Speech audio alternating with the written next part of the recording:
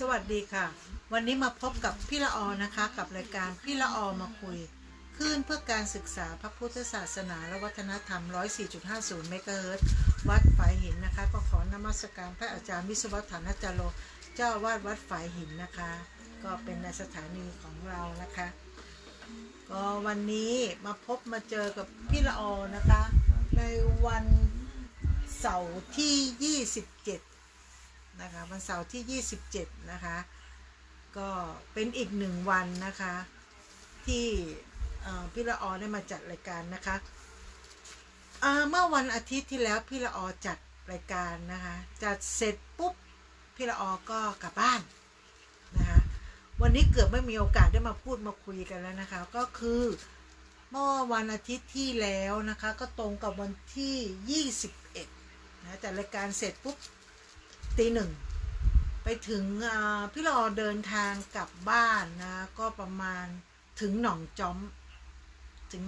จะมาเล่าเหตุการณ์ให้ฟังเนาะว่าพี่ละออไปเจออะไรมาบ้างนะคะก็ไปถึงหนองจอมก็ประมาณตี 1:30ระหว่างที่ขับรถไปนะระหว่างที่ขับรถไปก็ระหว่างทางนี่ก็คือขับไปเรื่อยๆไม่ได้รีบร้อนอะไรขับไปช้าๆไม่อย่างทุกครั้งนะคะถ้าง่วงเนี่ยก็พี่แป๊วเขาก็จะขับช้าแต่ถ้าไม่ง่วงเขาก็จะขับเร็ววันนั้นเขาอาจจะแบบเขาขับไปเรื่อยๆเขาก็ไม่ได้ง่วงแต่ขับช้าๆพอไปถึงสี่แยกหนองจอมนะก็เห็นแล้วของเราไฟเขียวพอไฟเขียวปุ๊บก็กำลังจะเข้าสู่เขาเรียกว่าอะไรนะสี่แยกพอดีเนาะเรากำลังจะเข้าสู่สี่แยกนะคะสี่แยกตรงหนองจอมนะเรามาจากในเมืองเพื่อจะมุ่งหน้าไปแม่โจ้นะคะก็เห็นแล้วมีมอเตอร์ไซค์เนี่ยผ่าไฟแดงตัดหน้ารถไป2 คันเราก็เขาตัดไปไวก็ไม่เป็นไรเขาตัดไปแล้วเราก็ยังว่าตัดไปทำไมเราก็ขับรถมาถึงกึ่งกลางเพราะสี่แยกหนองจอมเนี่ยมันเป็นอะไรที่กว้างนะคะถนนกว้างมากนะคะเลนกว้างมากก็มาถึงกลางแยกตรงระหว่างกลางเลยไฟเขียวของเรา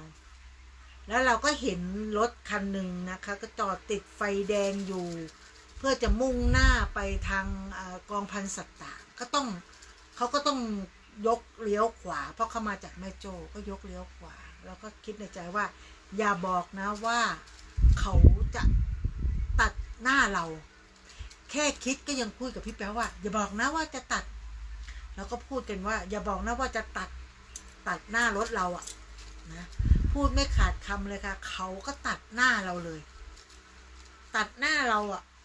คราวนี้เราก็จะพ้นเขาเรียกว่าพ้นเกาะกลางก็กำลังจะถึงนะเขาก็พุ่งมาก็ชนตรงประตูตรงที่พี่แป๊วขับแต่ว่าชนตรงประตูมันก็เบียนมาตรงระหว่างล้อแหละนะคะคราวนี้รถของเขาเป็น MG รถไฟฟ้าของเรามันรถสูงนะคะของเรามันรถสูงพอเขาชนตรงประตูนะคะประตูหลังประตูหน้าน่าจะเบียดฟุตบาทนะคะถ้าเกิดว่ามันโดนประตูหน้าจริงๆพี่แป๊วเจ็บหนักแต่ครั้นี้มันไปโดนตรงล้อเพราะว่ามันประตูหลังแล้วเขาก็ชนมาเต็มเราก็รู้เลยเรามีสติตั้งแต่เราบอกว่าอย่าบอกนะว่าจะตัดหน้าเราพูดไม่ขาดคำเขาตัดแล้วก็ชนตรงประตูข้างหลังเพราะรถเรา4 ประตูเนาะชนตุ้มมาล่มเลยแบบไม่เบรกเลยอะรถเราก็หมุนปุ๊บพี่แป๊วก็หักพวงมาลัยถ้าไม่หักพวงมาลัยไม่ฟุตบาทก็ตรงนั้นก็จะเป็นป้อมตำรวจเพราะมันพอหักปุ๊บมันขึ้นขอบฟุตบาทพี่แป๊วก็หักหลบมันหมุนน่ะก็เบียดกับฟุตบาทประตูข้างรถมันก็ลอยคูดที่เขาชนเราแล้วเขาครูดเนาะตั้งแต่ขอบประตูหน้าไปยันประตูหลังจอดหันหน้าเข้าเมืองเลยหันหน้าเข้าเมืองแล้วก็ถามว่าตกใจไหมก็ตกใจนะแต่ก็ไม่ทุกครั้งพี่ละออจะเป็นคนที่กรี๊ดแบบที่ตกใจอะแต่วันนั้นน่ะมีความรู้สึกว่าเรามีสตินะแล้วเราก็รู้ว่าเขาจะตัดหน้าเรานะพี่แป๊วถึงแตะเบรกแต่มันไม่ทันแล้วไงเพราะเขาพุ่งมาโดยแบบ ไม่ได้สนใจอะไรเลยนะพี่แป๊วก็เลยหักหลบพอหักหลบปุ๊บเราก็ไปแอบชิดทางขอบฟุตบาทโชคดีที่ไม่มีรถตามมาโชคดีที่เราไม่ปีนขึ้นเกาะกลางไม่งั้นเราก็พุ่งไปอีกเต้นหนึ่งแล้วก็โชคดีที่เราไม่ไปชนเอากับป้อมตำรวจเพราะว่าเขาหักหลบแล้วก็เพื่อให้มันชิดขอบพอก็มีก็ตั้งสติอยู่ในรถก็สำรวจตัวเองก็ตกใจ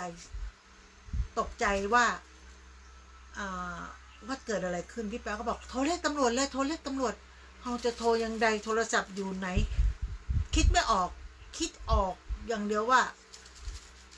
จะโทรเรียกตำรวจ191หรืออะไรเงี้ยก็มีเด็กขี่มอไซค์มาคนหนึ่งก็มาเคาะกระจกเรียกก็ถามว่า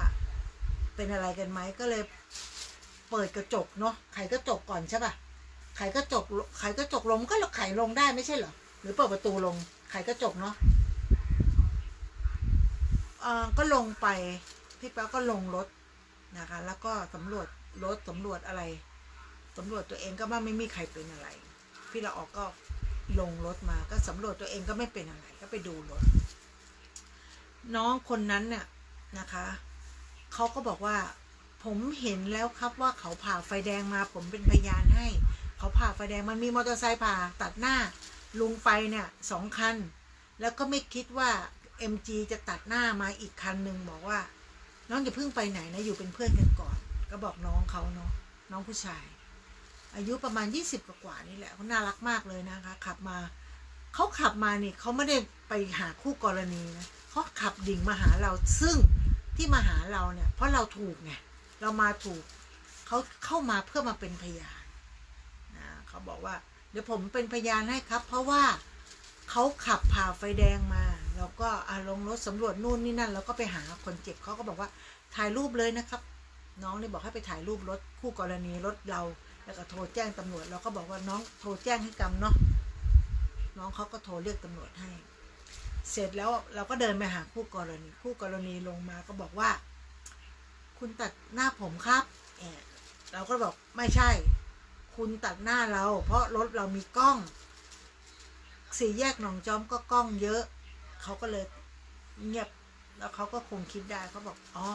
ผมตัดหน้าเหรอครับแล้วก็ผมผ่าไฟแดงเหรอครับบอกใช่คุณผ่าไฟแดงเขาก็เลยบอกว่าอ๋องั้นผมขอโทษนะครับ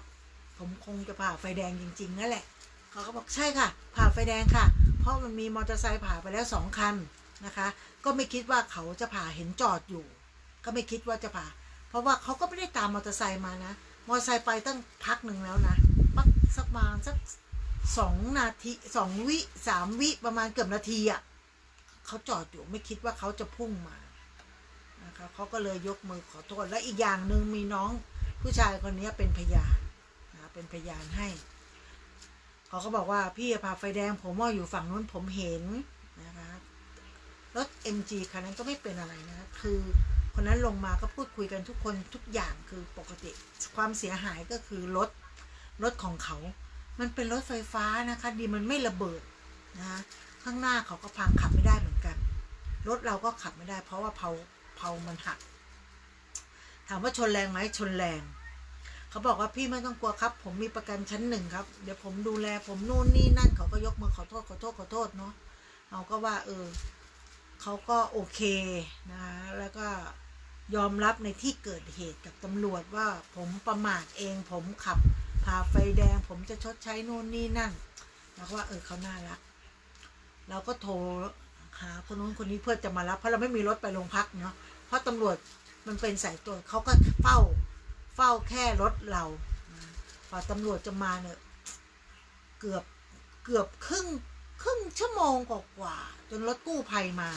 รถกู้ภัยจะมาก่อนรถกู้ภัยมาก็มาช่วยดูแลนู่นนี่นั่นเขาก็บอกว่ามีคนเจ็บบอกไม่มีเนาะเขาบอกว่าตำรวจมาหรือยังครับแจ้งยังครับบอกโทรไปจะครึ่งชั่วโมงละเขาก็บอกเคยดูหนังไทยไหมบอกว่าดูค่ะตอนจบเป็นยังไง เราไม่ได้ว่านะคะเราไม่ได้ว่าเจ้าหน้าที่นะคะเขาก็บอกว่า ดูหนังไทยไหมตำรวจมาตอนไหนครับบอก อ๋อตำรวจมาตอนจบค่ะนั่นแหละเราเขาไกลเกลี่ยเรียบร้อยหมดแล้วตำรวจมาตอนจบจริงๆไงโรงพักจากตรงนู้นมาตรงนี้มันก็ไม่ไกลเนาะก็ต้องเข้าใจนะเนาะว่าตำรวจจะมาถึงที่เกิดก็ยังพูดกับหน่วยกู้ภัยบอกว่าถ้าพี่เจ็บพี่ใกล้ตายนี่ตายก่อนนะฝ่ายตำรวจจะมาก็ถึงบอกว่ารถกู้ภัยจะต้องมาก่อนเพื่อพาคนเจ็บส่งโรงพยาบาลตำรวจจะมาทีหลังเพื่อมาดูสถานการณ์นู่นนี่นั่นบอกอ๋อพอดีพยานเอ็นดูพยานเนี่ยอยู่เป็นชั่วโมงแล้วนะคะอยู่เป็นชั่วโมงแล้วน้องเขาจะได้กลับบ้านพอตำรวจมาน้องเขาก็บอกผมเป็นพยานครับเขาผ่าไฟแดงนู่นนี่นั่นก็โอเคนะคะเราก็เรียกรถน้องปอยมาคู่กรณีไม่มีรถไปก็นั่งไปกับเรานางก็นั่งไปกับเรานะคะพอไปถึงโรงพักตำรวจก็ให้เป่าแอลกอฮอล์นู่นนี่นั่นนะคะประกันก็ถามว่าพี่นั่งมากับเขามีกลิ่นเหล้าไหมนู่นบอกไม่มีนะเพราะว่าเขานั่งรถนั่งมากับพี่นั่งใกล้พี่เนี่ยเขาอยู่กับพี่ตลอดเวลาเขาไม่มีกลิ่นเหล้านะไม่มีกลิ่นแอลกอฮอล์ก็โอเคเนาะประกันเขาก็จะมาถามเราแหละว่าถ้าเกิดว่าเขาเมาแล้วขับประกันมันจะไม่เคลมไงแต่จริงๆแล้วเขาไม่มีกลิ่นเหล้าตำรวจยืนอยู่ด้วยก็ไม่มีกลิ่นเหล้าเป่าแอลกอฮอล์ระหว่างเราก็ไม่มีกลิ่นเหล้าแต่ของเขาเราไม่รู้แต่เขานั่งรถมากับเราเขาไม่มีกลิ่นเหล้าเลยก็โอเคนะคะเราก็พูดคุยกันตกลงบันทึกประจำวันนู่นนี่นั่นเสร็จเรียบร้อยเขาก็ลงบันทึกประจำวันไว้ว่าจะชดใช้ให้เราทุกอย่างรถเข้าเคลมประกันเรียบร้อยนะคะแล้วก็ชดใช้ค่าเสียหายก็เดี๋ยวมาตกลงกันนะก็น้องเขาก็น่ารักนะคะแต่ว่าวันศุกร์น้องเขาก็มาหาว่ามาพูดคุยนู่นนี่นั่นนะคะก็เอากระเช้ามาเราก็ลืมถ่ายรูปเนาะขอบคุณเขาก็บอกว่าผมต้องขอบคุณที่ทำให้พี่เดือดร้อนทำให้เราเดือดร้อนนะไม่เป็นไรนะอุบัติเหตุมันเกิดขึ้นเราก็ไม่อยากให้อะไรมันเกิดขึ้นได้เนาะก็เราก็เห็นใจเขาตั้งแต่ที่โรงพักแล้วว่าเขาก็เสียหายเราก็เสียหายเราก็เห็นใจเขาแล้วก็เห็นใจเราแล้วก็ว่าเป็นอุทาหรณ์แล้วกันนะคะว่าขับรถไม่ว่าจะกลางคืนกลางวันหรืออะไรก็แล้วแต่นะคะเราต้องดูสัญญาณไฟสีส้มนี่ไม่ใช่ว่าบึงอย่างเดียวนะคะไม่ใช่นะไฟสีส้มเราเห็นต้องชะลอการขับรถนะไม่ใช่สีส้มแล้วก็โอ้โหตะบี้ตะบันไปอย่างเดียวไม่ใช่นะถ้าเกิดอุบัติเหตุขึ้นมาเสี้ยววินาทีจริงๆนะเสี้ยววินาทีจริงๆถ้าเราไม่มีสติเสี้ยววินาทีนั้นถ้าเราไม่มีสติหรือไม่ได้หักพวงมาลัยหรือพี่แป๊วง่วงหรือพี่แป๊วเมาหรือนู่นนี่ก็แล้วแต่พี่ละออคงไม่ได้มานั่งจัดรายการแบบนี้นะแล้วก็ชนแบบเต็มๆเลยนะเราก็ถือว่า1เราคาดเบลต์2เรามีสติ3เราไม่ผ่าไฟแดงนะคะกฎจราจรต้องเข้มงวดขับรถอย่าไปจี้เข้าข้างหน้าเขาเบรกปุ๊บถ้าเราไปจี้เขาเบรกแล้วก็ชนตูดเขาแล้วก็เสียหายก็ที่พี่เอามาเล่าในครั้งนี้ก็คือเป็นอุทาหรณ์นะว่าการขับรถกลางคืนหรือกลางวันก็แล้วแต่ดูสัญญาณไฟดีๆแล้วถ้าคุณง่วงนอนคุณไม่สติไม่เต็มร้อยนอนอยู่บ้านนะคะแล้วไม่ต้องออกไปไหนนะคะหรือเราอย่ามัวแต่เล่นโทรศัพท์บางคนเนี่ยอาจจะเล่นโทรศัพท์เห็นเขาขับออกไปแล้วก็จะขับออกมั่งนะเราไม่รู้นะว่าณเวลานั้นเขาทำอะไรเราทำอะไรแต่ทุกอย่างเรานั่งหลังพวงมาลัยแล้วทุกอย่างต้องมีสติต้องโฟกัสไปที่ข้างหน้าโฟกัสซ้ายขวาว่ามีรถมาอยู่ข้างๆเราไหมเราจะผ่าไฟแดงไหมบางทีไฟเขียวแล้วเราก็ต้องดูดีๆไม่ใช่ไฟเขียวแล้วพุ่งออกไปเลยเจอพวกที่มันผ่าไฟแดงมาอย่างกรณีเนี้ยนะคะมันก็เกิดอุบัติเหตุได้อย่างของพี่ละออไปเนี่ยพี่ละออไม่ใช่ว่าไฟเขียวแล้วผมพวดไปเลยนะเพราะว่าระหว่างที่เราขับมามันไฟเขียวแล้วเราก็เลยขับเพื่อจะไปตามทางของเราก็คือไฟเขียวเห็นมอเตอร์ไซค์ตัดหน้าเราไปเพราะถนนมันเลนกว้างมันตัดเราไป2 คันเราก็เลยชะลอนะกระบะมาก็คือเต็มท้ายเราเลยนะก็นั่นแหละนะคะบางทีเราต้องมีสติบางทีเราเห็นนะการขับรถกลางวันหรือกลางคืนก็แล้วแต่รถติดเขาจะหยิบโทรศัพท์ขึ้นมาเล่นพี่เราก็ไม่เข้าใจว่าณเวลานั้นจะเล่นทำไมขับรถก็คือต้องมีสติในการขับรถเนาะถ้าอยากจะเล่นโทรศัพท์อยากจะดูนู่นนี่นั่นจอดรถค่ะอยู่บ้านค่ะไม่ต้องไปไหนนอนดูโทรศัพท์เล่นโทรศัพท์ไปนะ มันอันตรายเสี้ยววินาทีเดียวคืออันตรายมากๆนะไม่อยากจะให้เกิดเหตุการณ์อะไรทั้งสิ้นนะพี่เราก็ถือว่าโชคดีแล้วยังพูดกันแล้วว่าเราก็มาเจอกันนะมิตรที่ดีเหมือนกันคนที่เขาชนเราเพราะว่าเขาก็ดูมีน้ำใจดูน่ารักดูอ่อนน้อมถ่อมตนดูแบบไม่ใช่มายึกยักอะไรที่บางคนเนี่ยผิดแล้วยังดื้อแพ่งดื้อรั้นไม่สนใจไม่สนโลกว่าใครจะผิดใครจะถูกอะไรแต่น้องนี่คือน่ารักเขาผิดคือแมนอย่างลูกผู้ชายเลยนะแมนอย่างผู้ชายว่าคือผมผิดครับหรืออาจจะตอนแรกจะอาจจะงงหน่อยว่าเราผ่าไฟแดงหรือเขาผ่าไฟแดงอาจจะงงก็พอเขามีสติขึ้นมาปุ๊บเขาก็บอกว่าเขาผิดเองอะไรเองเนี่ยเราก็ถือว่าโอเคเราเจอกรณีไม่ที่ดีที่ร่วมชะตากรรมในการเดินรถเนี่ยมันก็ดีอย่างหนึ่งโดยที่เราไม่ต้องไปขึ้นโรงขึ้นศาลโดยที่เราไม่ต้องไปฟ้องร้องกันให้มันวุ่นวายนะคุยกันง่ายๆคุยกันดีๆมันจบนะมันจบแน่นอนนะเราก็ถือว่าฟาดเคราะห์ไปนะคะที่เราไม่เป็นอะไรนะเพราะว่าบางทีเนี่ยเราไม่รู้ว่า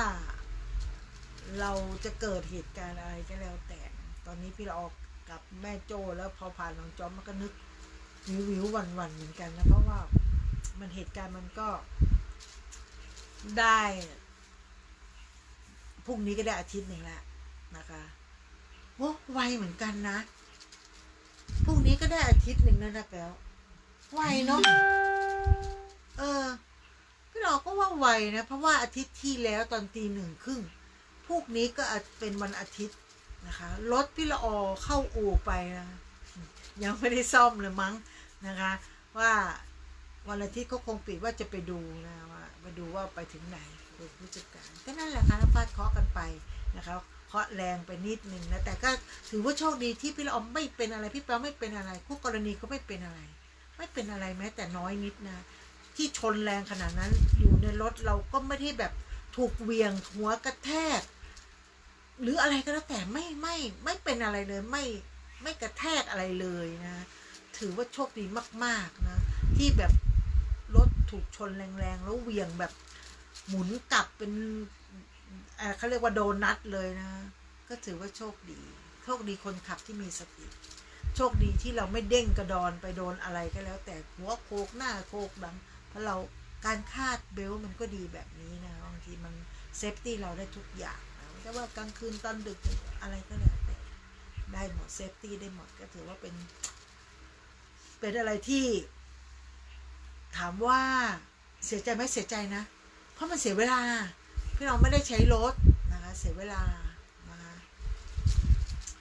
ก็นั่นแหละนะคะก็อยากจะเตือนก็เหมือนกับวันนี้พี่เราออกมาจากแม่โจ้ตอนเช้า9 โมงกว่ารถกู้ชีพกู้ภัยพี่เราไม่รู้ว่าไปชนกับอะไรหน้ารถยูยี่นะเมื่อเช้าเนี่ยเขาจะมีการรับน้องที่แม่โจ้กันนะน้องออกมาวิ่งตั้งแต่5:00แหละพี่เราออกมา8:30กับ9 โมงก็น้องๆก็เริ่มเดินกันกลับแล้วก็เจอรถกู้ภัยแล้วรถติดมากมายจริงหน้ายูอาจจะเป็นประเภทที่แบบไปจี้ตูดเขาเพราะเขาจอดหรืออะไรก็แล้วแต่ก็ตัวเองก็ต้องสะดุ้งนะการจี้ตูดไม่ดีต้องเว้นระยะห่างนะบางทีก็อยากจะไปในที่เกิดเหตุให้มันไวนั่นแหละก็เข้าใจนะอยากจะไปแต่มันต้องมีความปลอดภัยไว้ก่อนเร็วไวปลอดภัยนะก็เป็นห่วงนะครับควรไม่ไปถึงที่เกิดบางคนยังไม่ไปถึงนั้นเราก็รอรถนะที่ไหนได้เกิดอุบัติเหตุขึ้นกับรถที่จะมารับอะไรอย่างนี้เราก็ไม่อยากให้เกิดเหตุการณ์แบบนั้นซ้ำ2ซ้ำ3นะก็ต้องดูแลตัวเองต้องดูแลสติสัมปชัญญะของตัวเองในการขับขี่รถนะคะก็เป็นห่วงทุกคนนะแต่ว่าพี่ละออก็ถือว่าทำบุญมาเยอะเนาะนะคะทำบุญมาเยอะเราก็ถือว่าเราก็โชคดี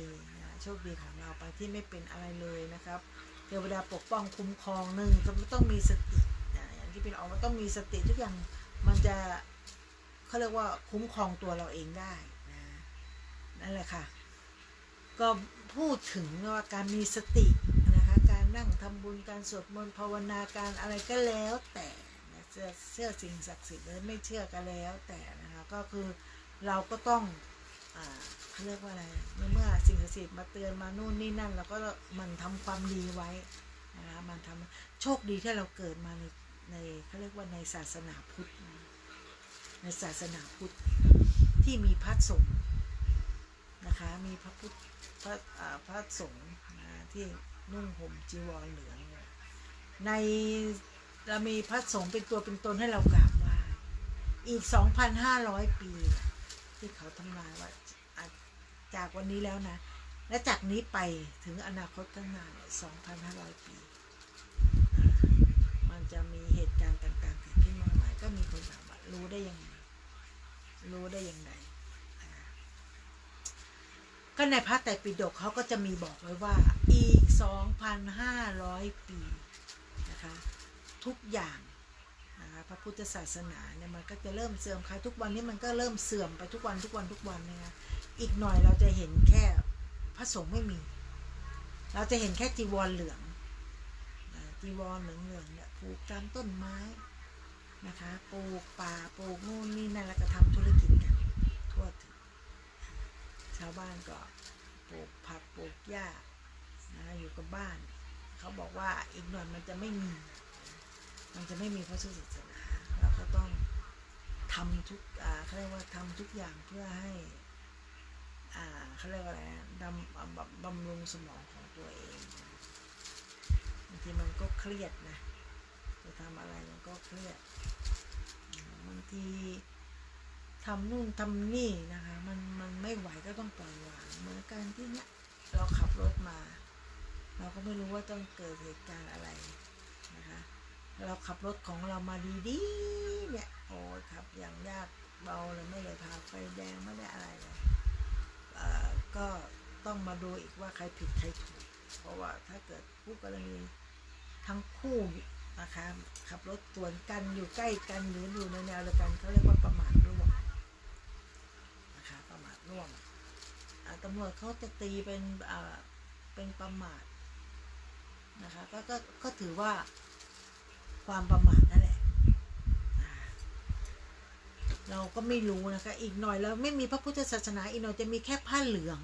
ในพระพุทธการในพระไตรปิฎกก็บอกอีกหน่อยจะมีแค่ผ้าเหลืองมีแค่ผ้าเหลืองไว้กราบไหว้ผ้าเหลืองอันนั้นก็จะไปผูกตามโคนต้นไม้ต่างๆนะคะเพราะว่าคนที่เชื่อก็มีคนไม่เชื่อก็มีมันก็เป็นอะไรที่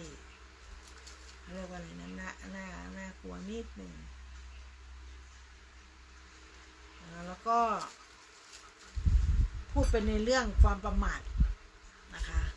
พูดในเรื่องของความประมาท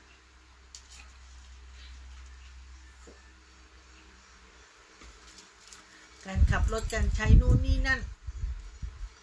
มันก็บ่งบอกทุกอย่างนะอย่างที่พี่เราบอกเนาะคนเรามันก็ไม่ได้ดีตลอดไปนะคะบางทีบางครั้งเราก็ต้องดูแลตัวเองถือศีล 5อย่างที่พี่ละออพูดทุกครั้งว่าศีล 5ต้องครบนะคะศีล 5ต้องครบบางทีมันก็สามารถ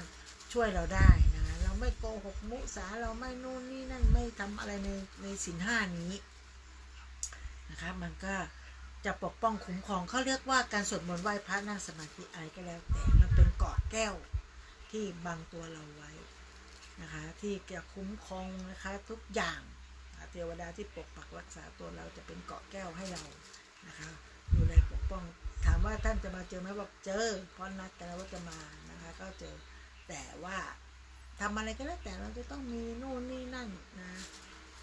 การทำบุญทุกครั้งเหมือนกันมันจะมีเกราะป้องกันตัวเราเองเราไม่ต้องการให้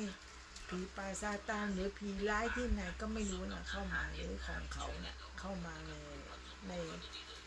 นของเราก็จะสวดมนต์ไหว้พระนั่งสมาธิไปตามเขาเรียกว่าตามกำลังศรัทธานะคะก็เป็นอีกอย่างหนึ่งที่เรานับถือนะคะเราได้แสดงออกไปก็จะมีวันเข้าพรรษาออกพรรษาเขาก็29-30นะคะก็จะเป็นมันจะเป็นวันพุธยี่เป็งด้วยแหละนะคะ คือ29ก็คือเป็นพุธวันอาสาฬหบูชา30วันเข้าพรรษา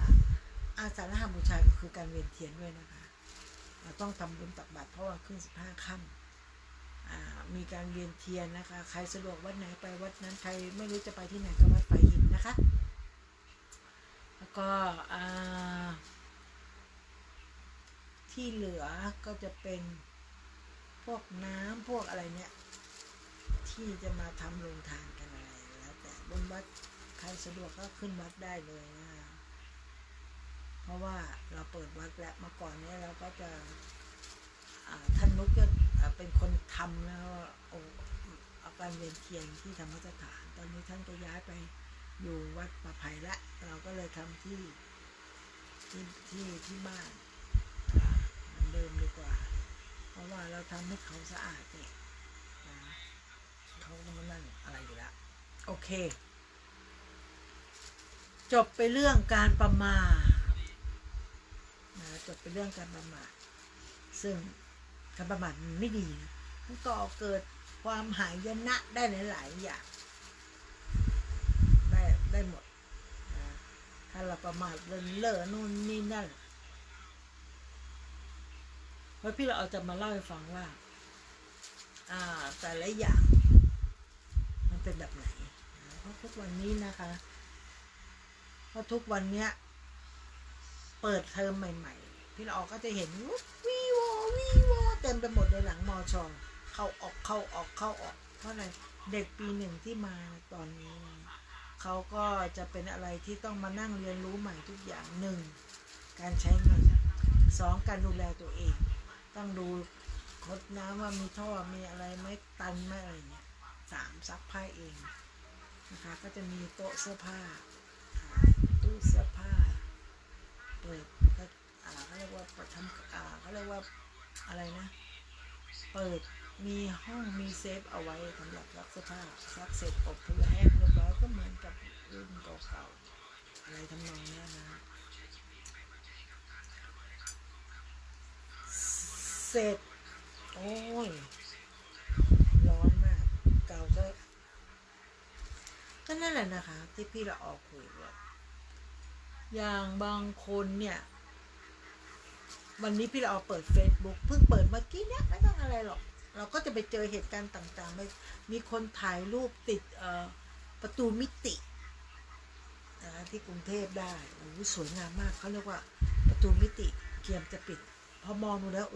มันเหมือนจริงนะอีกกรณีหนึ่งคนที่แบบอยากเจอพระอริยสงฆ์ต่างๆหรือใครที่อยากเจออะไรก็แล้วแต่ที่เรามองว่าก็ดีนะถ้าเราได้เจอครูบาอาจารย์เราเจอสิ่งศักดิ์สิทธิ์นะคะหรืออย่างที่เขาถ่ายติดวันนี้นะคะก็จะมีทั้งประตูเขาเรียกว่าประตูปิดใครอาจจะลงมาแล้วต้องรีบขึ้นไปให้หมดนะเพื่อประตูสวรรค์จะปิดละนะแล้วเราก็มาดูเขาเรียกว่าลายพิมพ์หนังสือพิมพ์ที่มันปรากฏหนังสือพิมพ์เป็นเล่มเราก็จะมาถ่ายลงสกู๊ปของเราว่าการสอนแบบนี้นะคะการเรียนแบบนี้การสอนแบบนี้การเรียนแบบนี้การทำแบบนี้เป็นแบบไหนเราก็ต้องสอนอธิบายโดยรวมนู่นนี่นั่นนะแต่คือแม่เขาก็ว่าคือไม่ได้สนใจเนาะคนเราเนี่ยมีลูกมาพร้อมถ้าเราพร้อมเมื่อไหร่บอกบางอย่างสามีคนลูกคนสามีคนลูกคนนะครับบางทีมันก็ทำให้แบบดูแลยากหลายๆอย่างนะบางทีเราก็ไปคิดแทนคนอื่นบางทีเราก็ไปโน่นนี่นั่นกับสิ่งรอบข้างมากเกินไปเราต้องกลับมาอยู่กับตัวเองให้มากๆมีสติอยู่กับตัวเองให้มากๆเราไม่รู้นะครับบางคนเนี่ยเขาบอกว่าเจองูกับเจอแขกตีใครก่อนบางคนบอกตีแขกก่อนแต่ยุคสมัยมันเปลี่ยนไปเขาบอกแขกไม่ตีงูก่อน มันก็ขึ้นอยู่กับดุลพินิจของแต่ละบุคคลไปนะว่าจะทำอะไรก่อน หน้าหลังอะไรทำนองนี้นะคะแล้วก็เดี๋ยวเนี้ยประตูมิติหรือว่าคนที่ถ่ายรูปติด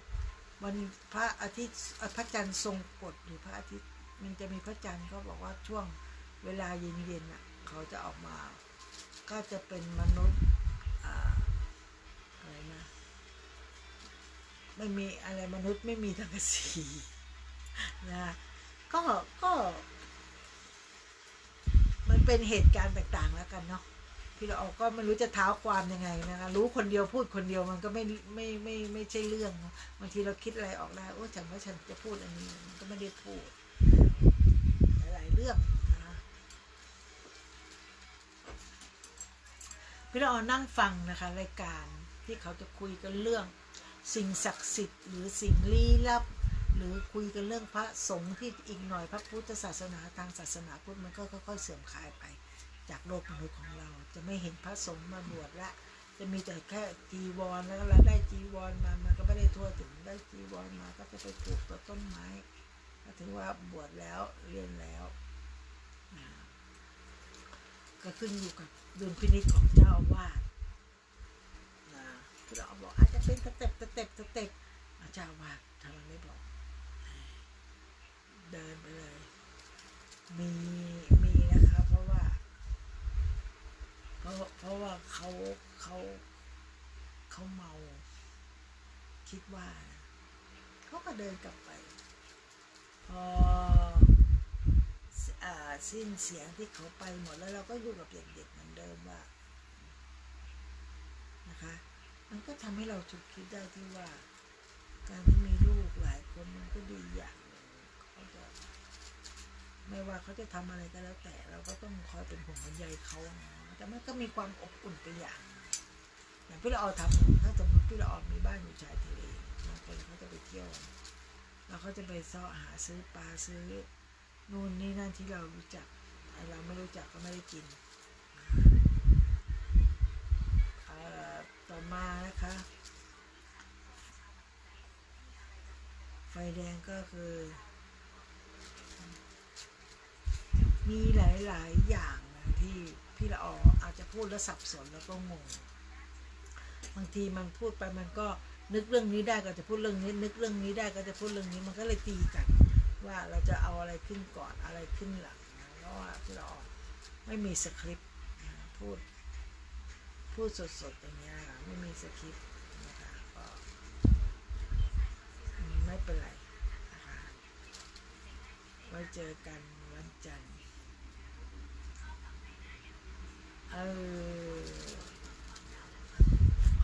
พวกนี้พี่ละออไม่แน่ว่าพี่ละออจะมาจัดทันหรือเปล่านะเพราะว่าพรุ่งนี้เขาจะมีประชุมกลุ่มกันตอนเย็นก็เคยถามไม่กลุ่มตอนเช้าบอกเขาให้ถ่ายตอนเย็นแล้วก็บอกว่าทำขนมยังได้รับมาเขาบอกเขาควรเองว่าโอเคก็ถือว่าอาชีพอย่างคราวนี้เราไม่ต้องอยู่ที่การซื่อสัตย์ของแต่ละบุคคลซื่อสัตย์ของการทำงานซื่อสัตย์ของการที่เขาไว้เขาจะลองใจดูว่าถ้าพี่เสาร์นี้ที่พี่ไปถ้าพี่ไปแล้วก็ฝ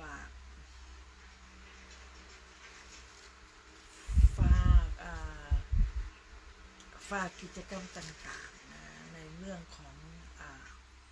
พระไตรปิฎกในเรื่องของคุณก็ไม่ได้รู้หรอกว่ามันเหตุการณ์อะไรบ้างตอนนี้พี่ละออยากมีมีดนะไว้ทุบอะไรไว้ล่ะทุบหินเอาไว้ทุบหินเอาไว้ทุบหินแล้วเอาทำอะไรอ๋อทุบหินเพื่อจะแบบว่าจะเอาขั้นเข็มนั่นหมดแล้วเลือกไม้ไว้จะไปค้ำต้นกล้วยไม่มีแล้วพังหมดแล้วก็นั่นแหละนะคะเป็นอีกกรณีหนึ่งเนาะคราวนี้พี่เราจะมาพูดเรื่องอะไรดีเรื่องประมาทไปแล้วเรื่องรถไปแล้วนะคะเรื่องเขาเรียกว่าอะไรนะกฎแห่งกรรมสำคัญเสมอมันออกมาในรูปแบบ ของของใครสักคนในรูปแบบที่มันเป็นแบบอย่างที่ดีแบบอย่างที่ดีไม่แบบอย่างที่ไม่ดีไม่ต้องไปเอามาแล้วก็ได้คลิปเดียวละ1 คลิปแล้วก็พอเราทางบอกว่า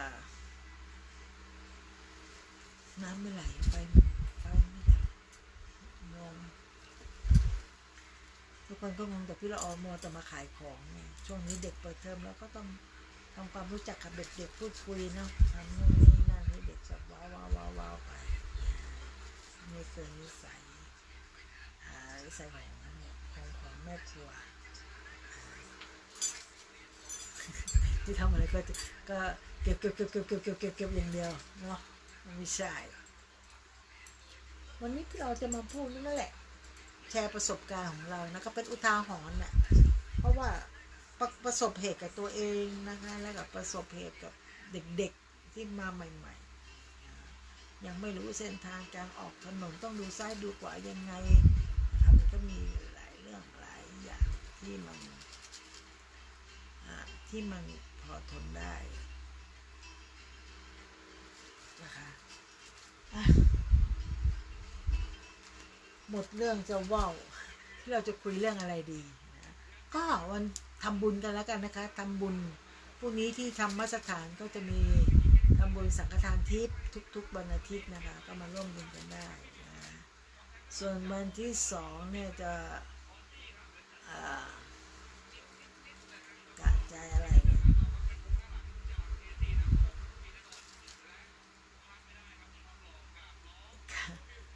วันนี้เขาบอกว่ามีคนเอาของมาให้เดี๋ยวพรุ่งนี้ก่อนนะคะจะเข้าไปเอาเดี๋ยวนี้มันเป็นอะไรที่เดี๋ยวนี้นั่งรถปุ๊บระแวงนะกลัวยิ่งนั่งรถต้องปล่อยมันคันเดินแล้วก็แค่เป็นคันอะไรที่แบบเรียกว่าอะไรมันเสียวโอเคนะขับไปเรื่อยๆเหนื่อยไม่ต้องพักเรื่องของเมื่อวานไม่รู้เรื่องเลยแล้วก็เขาก็จะแบ่งชามอะไรก็5 คนอย่างนั้นดีกว่าก็เลยตามสไตล์นั่นแหละสไตล์มันก็ใกล้เวลานะพี่เราก็ไม่รู้จะคุยอะไรแล้ววันนี้นะคะก็คือ1 อาทิตย์ผ่านมาก็ค่ำเครียดนะคะค่ำเครียดกับการที่เมื่อไหร่รถเราจะเสร็จเนาะเมื่อไหร่รถเราจะเสร็จสักทีนะเราอยากใช้รถเนาะไหนก็ได้ไปแล้วอีกอย่างเราเคยนั่งรถสูงๆเพราะมานั่งรถต่ำๆแล้วมันไม่คุ้นชินมันไม่เคยมันหลายอย่าง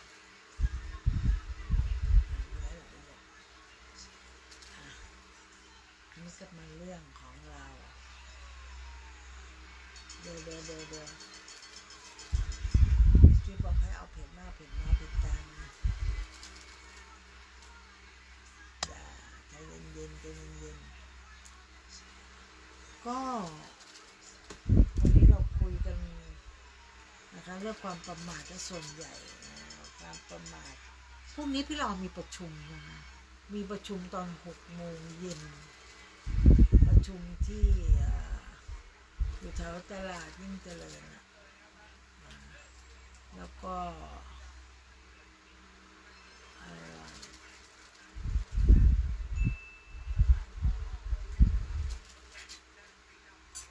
จะคุยเรื่องอะไรร้อนตอนนี้ร้อนมากก็จะเจอเด็กเสียงใหม่เนี่ยที่จะเป็นอะไรที่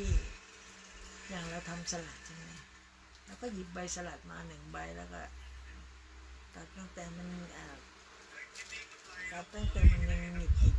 แล้วก็ติดตามเข้ามาคือต้นแคลวก็น้ำก็มันทำแล้วไง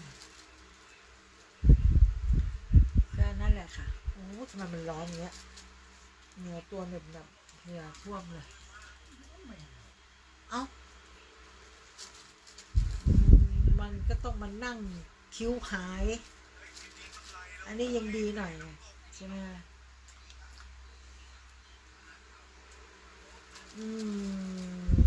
พวกนี้ที่พี่เราบอกว่า ไม่รู้ว่าจะมาทันหรือไม่ทันนะคะเดี๋ยวค่อยบอกพระอาจารย์อีกทีหนึ่งนะคะว่าเพราะว่าเขานัดประชุมกัน6 โมงเย็นอันนี้พอประชุมกันพอในกลุ่มเจอกันนานๆเจอกันก็จะคุยเรื่องเมามอยเรื่องคนข้างหลังแล้วก็เรื่องอะไร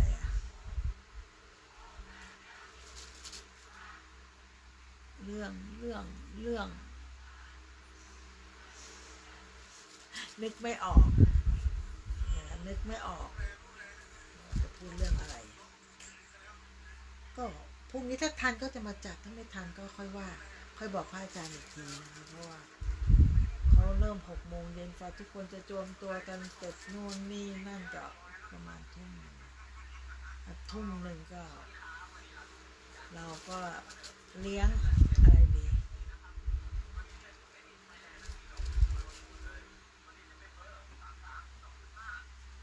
เขาจะเลี้ยงอะไรดี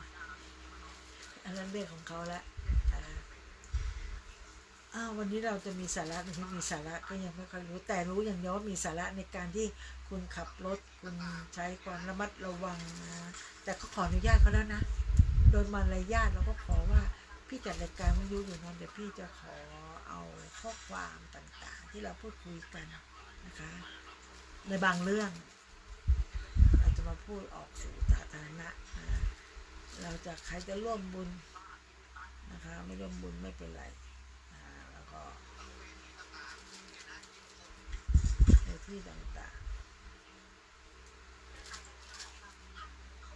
แล้วมันถ้าเกิดนั่งไปข้างหลังได้ไหมเราจะได้เปลี่ยนตัดที่นั่งได้อันนี้เหมือนเรารู้คนเดียวพูดคนเดียวรู้คนเดียวนะมันจะรู้คนเดียวพูดคนเดียวไม่ได้นั่นแหละวันเวลามันไวมากนะคะแป๊บ1 อาทิตย์แล้วพี่ละออยังมีความรู้สึกว่ามันเพิ่งจะเกิดเหตุการณ์นี้เองมันนึกได้ว่าเสาร์อาทิตย์ที่แล้วนี่หว่านะคะแล้วก็วันเสาร์หยุดงานอาทิตย์ที่แล้วก็วันอาทิตย์ก็มาทำงานมาดูงานมาแล้วพรุ่งนี้พี่ละออมีนัดทั้งตอนกลางวันและตอนเย็นนะคะพรุ่งนี้นะตอนกลางวันก็มาคุยเจรจากันเรื่องค่าชดเชยเรียกว่าเยียวยาแล้วก็ตอนกลางคืนก็มาพบปะสังสรรค์คุยกันเขาเรียกว่าคุยกันในกลุ่มนะครับในกลุ่มใหญ่เลยก็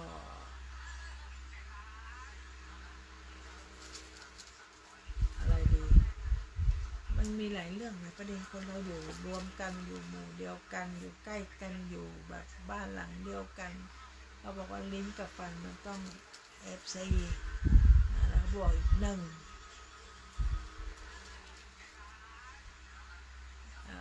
ล้วก็มาเป็นอีกที่เขาทักไป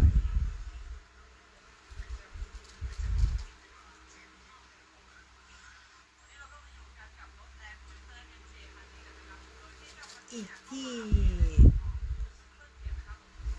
บางคนบอกอะไรนะตะกี้ฟังเขาเรียกว่าอะไรนะดวงชะตากรรมเวรบุญวาสนาเขาขีดไว้หมดแล้วนะมันขึ้นอยู่กับว่าเราจะอย่างที่พี่ละออเคยพูดว่าเสาร์อาทิตย์ที่ก่อนนั้นที่ว่ากรรมดีกรรมชั่วอยู่ที่ตัวเราทำถ้าเราทำดีมันก็ได้ดีนะคะแต่บางคนก็บอกทำดีถ้าเป็นแค่ตายฉันไม่เคยฆ่าตัดชีวิตฉันโน่นนี่นั่นทุกอย่างแต่เขาบอกว่าของเรามันก็ขึ้นอยู่กับพม่าขึ้นอยู่กับสิ่งศักดิ์สิทธิ์ขึ้นอยู่กับทุกสิ่งนะคะที่เขาเรียกว่าอะไรนะชาวพุทธของเราเนี่ยนับถือณตอนนี้เรายังมีโอกาสที่แบบได้พูดคุยกับคนที่ตายหรือแต่ชีวิตแล้วมาใส่ในนี้นะมันก็มีหลายๆรูปแบบแล้วก็แล้วแต่กำลังใจเลยนะคะอาจจะใส่บาตรหน้าบ้านนู่นนี่นั่นนะคะการทำบุญนะพระพุทธศาสนายังอยู่กับเราตลอดไปนะคะไม่เสื่อมใครมาว่าใครมาติอย่างนี้เขา เขาบอกว่าเอามาติดมาติงปุ๊บมันก็จะห่อไปบ้านที่มันเคยไปเสร็จแล้วพอพูดคุยเสร็จก็เป็นกรณีที่เราจะมาคุยกันเรื่องค่าเสียหาย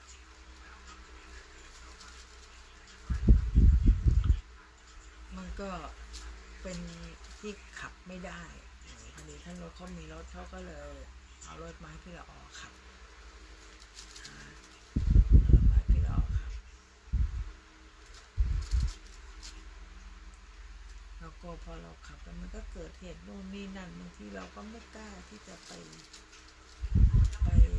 เรียกว่าไปออกงานหรือรับปากใครเขาบางทีเขาก็พูดเอามันนั่นแหละ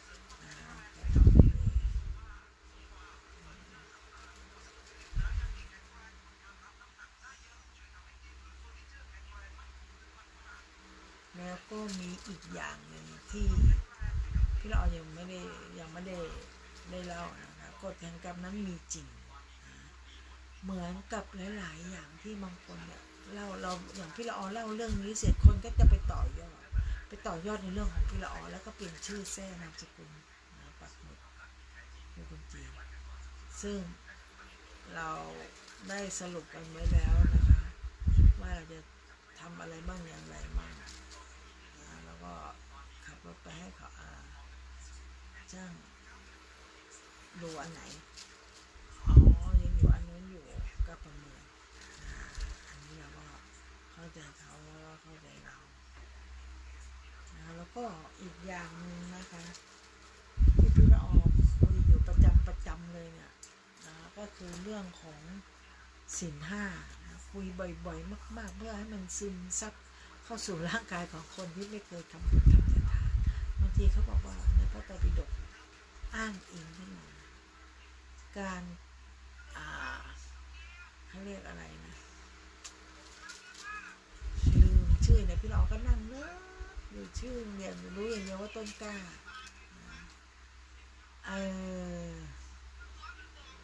พวกนี้ได้ไหมพวกนี้9 โมงร้านเลยเลยบางทีมันก็งง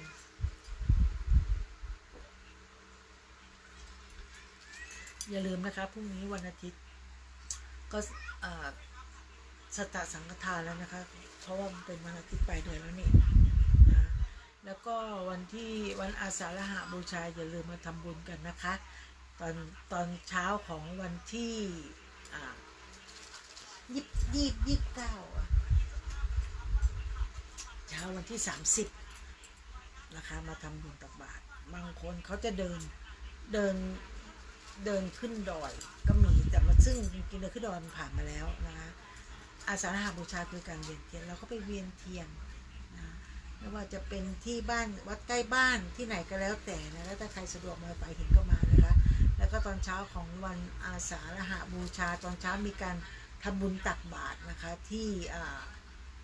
วัดไฟหินก็จะมีพระเดินลงบันไดนาคมาเพื่อไปรับบาตรที่มช.ก็จะเปิดประตูสถาปัตย์นี้ให้กว้างเพื่อให้พระสงฆ์กับชาวบ้านเนี่ยเข้าไปแล้วก็ไปทำบุญกันนะคะตักบาตรข้าวสารอาหารเขาจะมีแบบนี้ทุกๆปีนะจะมีแบบนี้ทุกๆปีพี่ละอองก็เคยตอนนั้นไม่เคยยังไม่ได้มาอยู่วัดไฟหินไม่รู้จักด้วยนะตอนนี้อยู่สานิธรรมเนี่ยเรารู้อย่างเดียวว่าทำยังไงเราจะไปใส่บาตรซื้อข้าวของมาปุ๊บอะไรเขาจะถามเรานี่คืออะไรเราบอกว่าผักเราบอกว่าผักว่าใครทำอะไรกินแครอทเป็นแครอทเขาก็มันอะไรนะเราเวียนเทียนใส่บาตรตอนเช้าก่อนสิใส่บาตรตอนเช้าในมช.นะคะแล้วก็ตอนเย็นเราก็มาเวียนเทียนร่วมกันนะทุกวัดนะที่ไหนใครสะดวกที่ไหนก็เรียนเชิญได้เลยทุกวัดนะเขาก็จะต้องมีกิจกรรมต่างๆแบบนี้นะคะแล้วก็วันที่อีกวันหนึ่งก็จะเป็นวันเข้าพรรษานะพระสงฆ์ก็ ตอนนี้พระสงฆ์จะไปเที่ยวเล่นที่ไหนก็จ้างเต้นนะคะก็ต้องกลับมาแล้วกลับมาเข้าพรรษาแล้วก็มาสวดปฏิโมกข์นะก็จะมาก่อนวันที่ประมาณวันที่29ก็มารับศีลรับพรแล้วก็เดินจงกรมกันคนก็มา30แต่เขามาเมืองไทยแล้ว30ทันเครื่องไม่ดีเลยเครื่องก็อย่างแรงอย่างดีบางทีมันแรงมากดีมากเกินไปมันก็ทำให้เขาเรียกว่าอะไรนะตัวเองสับสนนะคะก็อันนี้กี่อันเนี่ย3 พวงมันก็ตกเขาไม่ได้ขาย20 บาทถ้าขายมากกว่านั้นเราก็ต้องไปคิดแบบนั้นน้องพอยืดพอย่อคือกำลังจะยิ้มบอกว่าแอปพี่ละออกลับมาแล้วเขาเรียกว่าแอปอะไรแอปหน้าใสโอ้ทุกครั้งนี้แบบหน้าดำมองแต่รายการนะตอนนี้ค่อยชั่วหน่อยนะเพราะว่าเขาก็ทำหน้าเราแบบเนียนๆหน่อยอะไรเงี้ยนะคะถึงจะอ้วนไปหน่อยไม่อ้วนไปหน่อยนะอ้วนเยอะๆเลยนะอ้วนเยอะๆเลยนะอ้วนเยอะมากก็พยายามงดแป้งงดแป้งงดน้ำตาลไอ้เรื่องแป้งเนี่ยอดยากหน่อยแป้งมันจะมีอะไรบ้างมีข้าวมีขนมเซเว่นมีน้ำแข็งข้าวเหนียวมีข้าวเหนียวมีโน่นนี่นั่นนะคะที่เซเว่นก็ดูแลตัวเองดีๆแล้วกันนะแล้วก็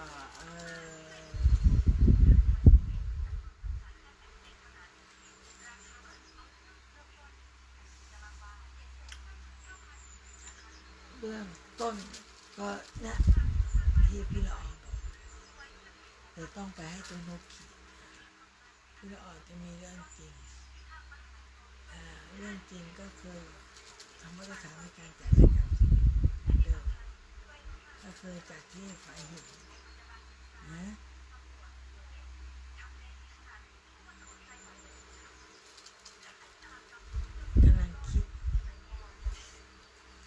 กำลังคิดอีก4 นาทีว่าจะจบแบบไหน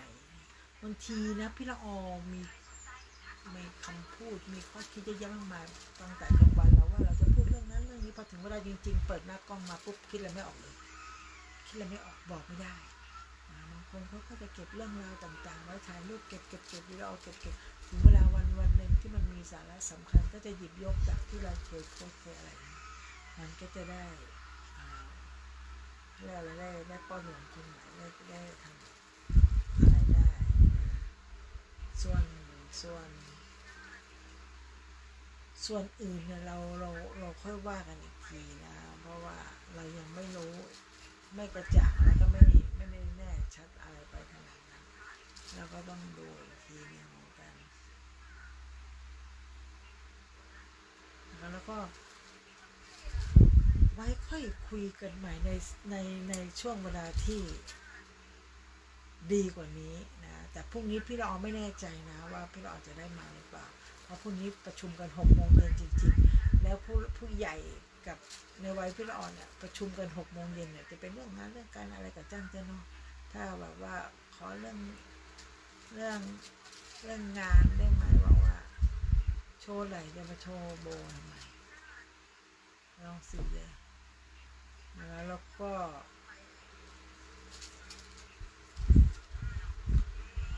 พรุ่งนี้เราก็จะได้มาพูดคุยกันใหม่ถ้าพี่ละออมาทันนะถ้าไม่ทันเราก็ต้อง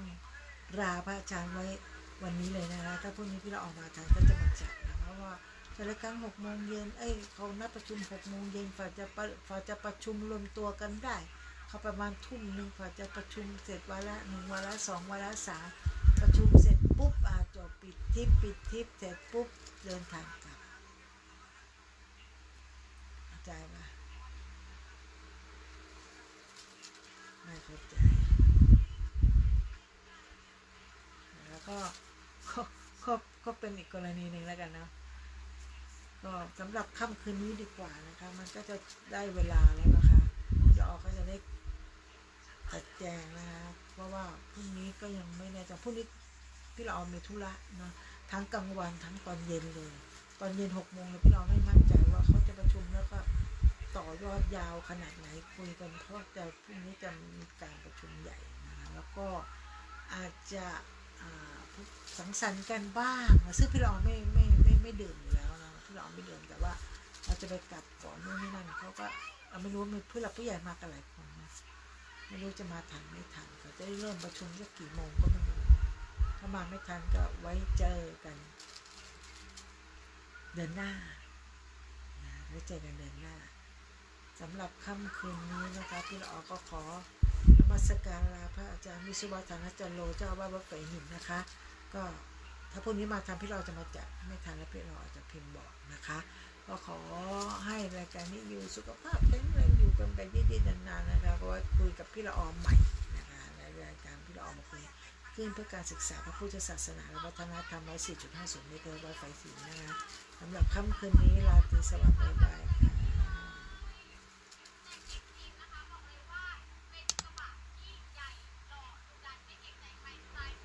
กับก่อนค่ะ